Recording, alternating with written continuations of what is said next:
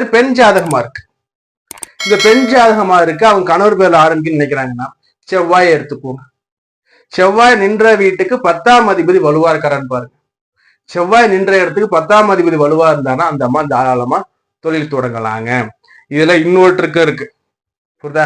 10ஆம் இடத்துக்கு ஆதிபத்தியம் கொண்ட கிரகம் ஆல்மோஸ்ட் 80% கிரகம் 2 ஆதிபத்தியத்துல வரும். அதை நம்ம கணக்குல எடுக்கணும். இப்போ 10ஆம் இடத்து அதிபதி வலுவா இருப்பாரு, அவரே சில அமைப்புல பாத்தீங்கன்னா 8, 12 அதிபனாகி அங்க 10ல ஆட்சியா இருக்காருன்னா நம்ம அங்க என்ன பண்ணோம்னா அவங்களோட ஸ்தான பலத்தை பார்க்கணும், புரியுதுங்களா? அப்போ ஒரு ஆண் ஜாதகமாக இருந்தால் சுக்கிர பகவான் நின்ற வீட்டுக்கு 10ஆம் பாவகாதிபதி வலுவாக இருக்காரு, உச்சமோ ஆட்சியோ பெற்றிருக்காருன்னா இந்த ஆண் தன் மனைவின் ஜாதகத்தின் பெயர்ல தன் மனைவின் பெயர்ல தொழில் தொடங்கலாம், தொழில் லாபத்தை கொடுக்கும். அடுத்தபடியா ஒரு பெண்ணாகப்பட்டவள்